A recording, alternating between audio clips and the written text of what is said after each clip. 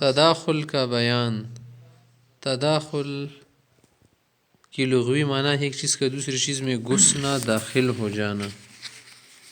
ایک چیز دوسرے میں کیا ہو جائے؟ داخل ہو جائے. تداخل میراث میں بھی ہے وغیرہ اور چیزوں میں. اس طرح سے وہاں پر بھی تداخل ہوتا ہے جب آدمی کیا کرے؟ آیت سجدہ پڑھے تو وہاں پر تداخل ہوتا ہے. اس طرح سے اسباب میں بعض اوقات تداخل ہوتا ہے. تداخل کئی جگہوں پر ہوتا ہے. یہاں پر فلسفی تداخل مراد ہے. اور اصطلاحی معنی ایک چیز کا دوسری چیز میں اس طرح مل جانا کہ حجم اور مقدار میں کوئی اضافہ نہ ہو. مقدار حجم معنی کم مقدار دما پہ وزی پوتش جو باڈی ہے اس کی باڈی، یعنی انفرادی حالت میں ہر ایک کا جو حجم اور ہر ایک کی جو مقدار تھی نا انفرادی صورت میں ملنے کے بعد مجموعے کا حجم اور مقدار بھی وہی رہے. لکه کوم بیلا بیلا ای کله جامع شي سره بیا مغاي اسی طرح ہو، اس میں کوئی اضافہ نہ ہو. جیسے دو خطوں کے سیروں کو ملانے سے یا ملنے سے نقطوں میں تداخل ہوتا ہے. اب نقطوں میں تداخل تو ہو گیا نا، دو خط جب اپنے ملائے، لیکن اس سے اضافہ تو نہیں ہو، صرف نقطے مل گئے آپس میں. قاعدہ فلسفہ کے نزدیک جواہر میں تداخل باطل ہے. مثلا کیا کرے؟ یہاں پر ایک کھڑکی میں دوسری کھڑکی داخل کرے، ظاہر بات ہے کہ وزنی ہو جائے گا. اس میں وزن زیادہ ہوگا نا، کھڑکی زیادہ وزن کی ہو جائے گی.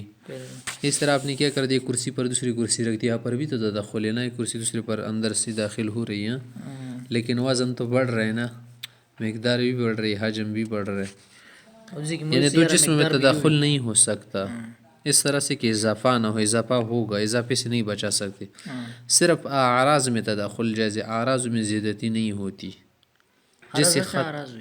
جیسے خط کا صرف فلسفہ کے نزدیک نقطہ عرضیہ ہے نا، پس دو نقطوں میں تداخل ہو سکتے ہیں. رہا یہ مسئلہ کہ اگر جوہر مجرد عن المادہ ہو جیسے نفوس تو ان میں تداخل ہو سکتی ہے نہیں. یہ مسئلہ یہ سوال ہے، یہ اختلافی مسئلہ. اور حق یہ ہے کہ تداخل ہو سکتا ہے مجردہ میں. ارواح و نفوس کا اجسام میں تداخل ہے. دیکھیے آپ، روح جسم میں داخل ہوتی، اسی طرح علوم و صفات کا مجردات یعنی عقول وغیرہ میں تداخل ہے. صفات ہمارے اندر آ جاتی ہیں نا، تو اس سے ہمارا وزن تو نہیں بڑھتا، نہ مقدار بڑھتی ہے نہ حجم بڑھتی. وہی کیا ہے؟ اویس ہیں، اس نے علوم حاصل کی، پھر بھی وہی اویس ہے، صرف کیا ہے؟ صفات میں تبدیلی آئی ہے. تو یہ علوم اس میں جب داخل ہو جائے نا، علوم سے تو اس میں اضافہ نہیں ہوتا. اعراض ہے نا، اعراض ہے. اور جو حضرت اس کو تداخل نہیں مانتی اس کو حلول کہتے ہیں. وہ کہتے کہ یہ تو تداخل ہے نہیں حضرت سے، تو کیا ہے؟ حلول ہے. ہاں. شکل کا بیان. شکل کی لغوی معنی کسی چیز کی صورت، شکل تشکیل. اور حکمہ کی اصطلاح میں شکل سے مراد وہ ہیئت ہے جو کسی مقدار کو اس وقت عارض ہوتی ہے جب اس کا ایک یا چند خطوط احاطہ کرے. خط اگر آپ کسی چیز کے ارد گرد کھینچ لینا تو کسی نہ کسی طرح شکل تو بن جائے گی، بشرط کہ احاطہ مکمل ہو، مکمل احاطہ کرے. جیسے قرآ ہے، ایک خط کی احاطے کرنے سے پیدا ہوتا ہے نا یہ قرآ، اور اس کی شکل یہ ہے جیسے گول دائرہ یہاں پر ہے، سرکل. اور نصف کرسیمی سرکل دو خطوں کی احاطے کرنے سے پیدا ہوتا ہے آدھا دائرہ، اور اس کی شکل یہ ہے مثلا یہ آدھا دائرہ ہے. جیسے روٹی کو کیا کر دے؟ دو ٹکڑے کر دے. اور مثلث جو ہے نا تین خطوں کے احاطے کرنے سے پیدا ہوتا ہے نا مثلث کی تین زاویے ہیں. اور مکمل احاطے کرنے کی قید زاویہ کو نکالنے کے لیے، مکمل احاطے کی قید اس لیے لگے نا کہ زاویہ نکل جائے، کیونکہ اس میں احاطہ پورا نہیں ہوتا، کنج. اور زاویے کی تین قسمیں کہ زاویہ قائمہ یعنی وہ زاویہ جو کھڑا ہو سیدھا، نمبر دو زاویہ حادہ تیز تیرا، اور زاویہ منفرجہ کھلا. زاویہ قائمہ یہ ہے، دیکھیے یہاں پر زاویہ بن گیا نا، اوپر کھڑا ہے. اور زاویہ حادہ یہ ہے، دیکھیے یہاں پر نکیلی چونچ سے ہیں، نکیلی چونچ ہے، اور یہ زاویہ کیا ہے؟ تیز ہے. اور زاویہ منفرجہ یہ ہے، اس میں کیا ہے؟ فروج ہیں، کھلا ہے نا، ادھر اور لے جاؤ. شکل کا ثبوت. شکل کس طرح ثابت ہے؟ ہر جسم کے لیے کوئی خاص شکل کا ہونا ضروری ہے، کیونکہ جب کوئی خاص جسم محلی بالطبع، فرض کیجئے مخلی بالطبع مانا یعنی اس کو کوئی شکل لاحق نہ ہو، اپنی اصل اعتبار سے. مخلب طبع پریگی دا انسان جنگل میں چھوڑ دو اس کو مخلب طبع تو پھر بھی یہ توحید مانتا ہے. ہاں مخلب طبع من اس کو کیا نہ کرو، عوارض لاحق نہ کرو، دوسرے سے الگ رکھو، اس کو مخلب طبع کہتا ہے. زون تے پریگ دوا کنا مخلب طبع صحیح رہے طبعی دنیا میں چھوڑ دو اس کو. ہاں بس صحیح. مخلب من تخلیہ تو یا وہ متناہی ہوگا وہ جسم یا غیر متناہی. غیر متناہی تو اس لیے نہیں ہو سکتا کہ اس کا ابطال ہو چکا ہے پہلے، اس لیے لا محالہ متناہی ہوگا.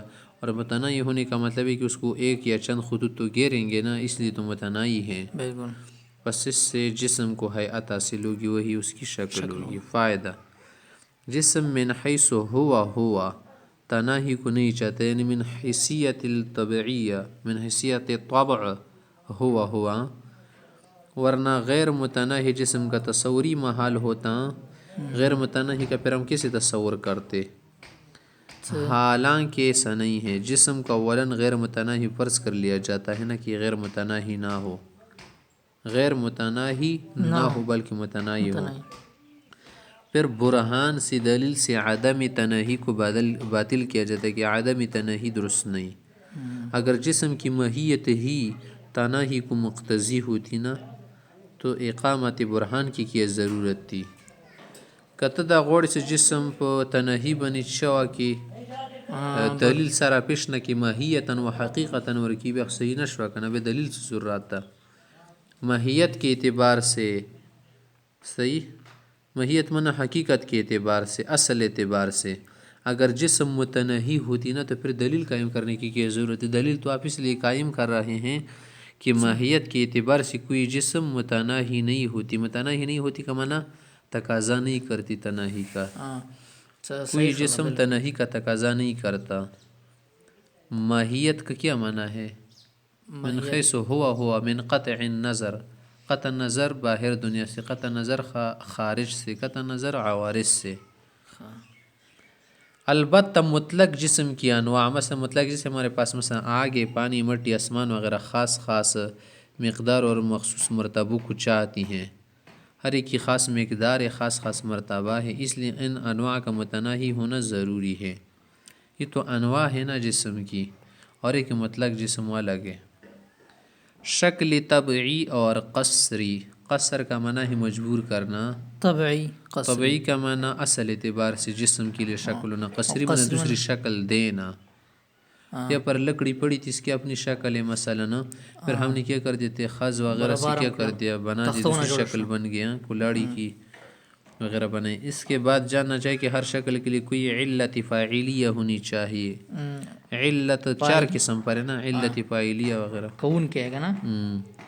اور وہ جسم سے کوئی امر خارج نہیں ہو سکتا، کیونکہ ہم نے جسم کو مخلب طبع فرض کیا ہے نا، لمحال کوئی امر داخل علت ہوگا. اب 3 احتمال ہے.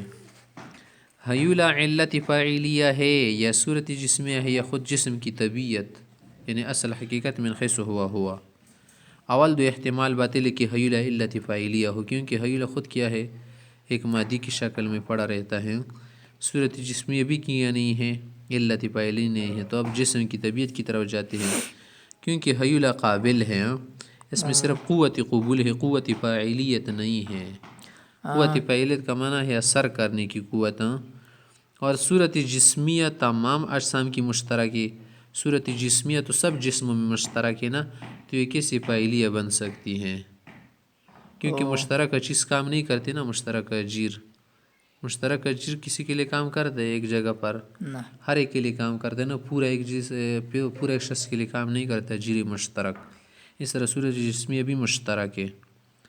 تو سب شکلیں تو ایک شخص کو ایک صورت کو نہیں دے سکتی نا، اس لیے اس کو شکل کے لیے علت بنانے کی صورت میں تمام اجسام میں شکل کا اشتراک لازم آئے گا. اگر آپ صورت جسمیہ کو کیا مانیں کہ فاعلیہ ہے نا، پھر تو تمام شکلوں میں اشتراک آ جائے گا.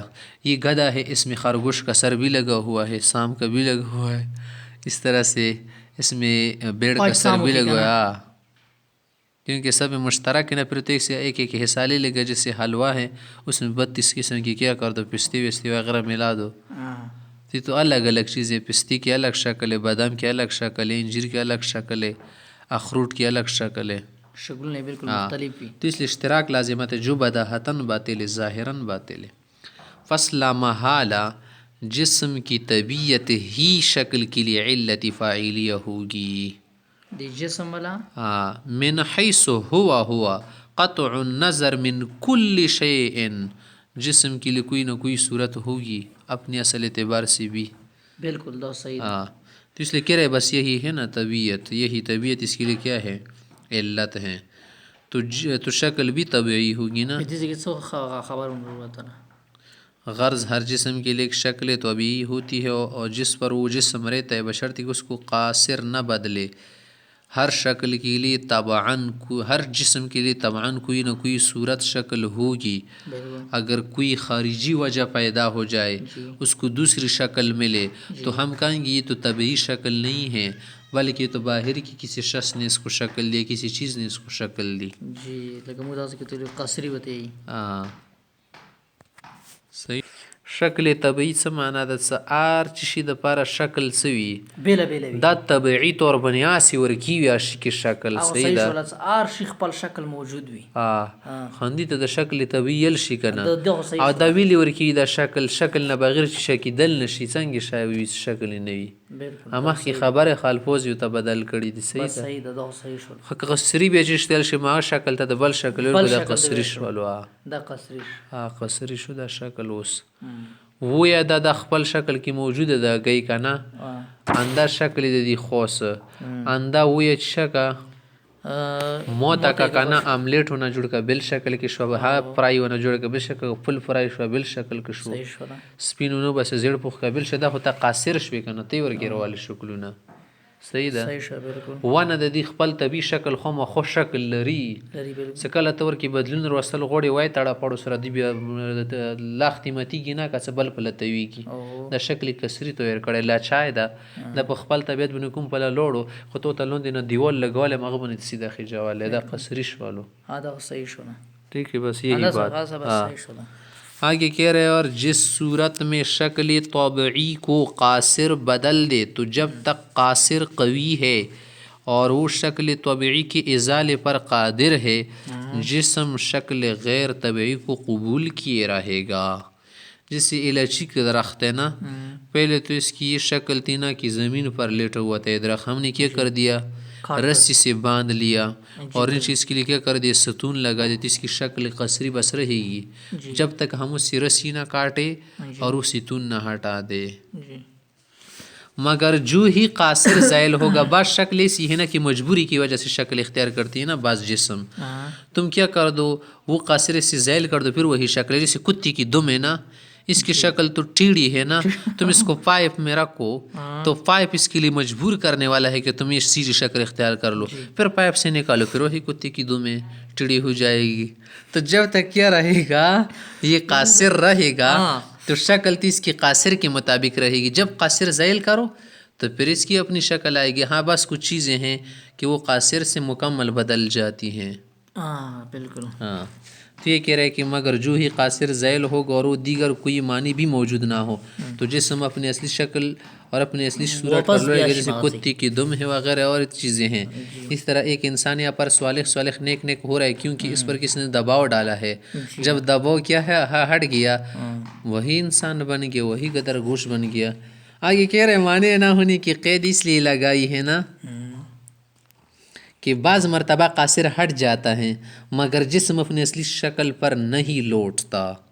اس لیے معنی کے متعلق ہم نے تک کوئی معنی نہ ہو اور معنی بعض جسم میں یہ ہے مثلا تم کیا کر دو مٹی ہے نا مٹی سے ہم نے گڑا بنایا تھا لیکن ابھی تک وہ سخت نہیں ہوا تھا یا مٹی تھی بس پڑی تھی گول شکل میں ہم نے گڑا بنایا اس سے ہم نے قلب نکال دیا نا پھر کیا کر دو دوسرے قلب جب نکال دے تو کڑپ کیا ہو گیا خراب ہو گیا مٹی والا گڑا خراب ہو گیا وہ صورت نہیں رہی کیونکہ وہ معنی یہاں پر موجود نہیں ہے. معنی کیا اس کو لوگ کچھ دو یا جیسے ہم شٹر لگاتے ہیں نا شٹر وغیرہ تو یہ شٹر کیوں گر جاتے تم نے اسے کیا کرتے تختی وغیرہ ہٹائے تو جب تک معنی نہ ہو اس کے نیچے تو یہ اپنی شکل بدل دیتی ہیں ہر چیز. ہاں اگر معنی ہو تو پھر دوسری شکل پر رہتی ہیں مجبوری کی وجہ سے رکاوٹ کی وجہ سے. معنی روکاوٹ کیونکہ وہاں معنی موجود تھے. مثلا زمین کی شکل طبعی جو ہے کروی ہے، گول ہے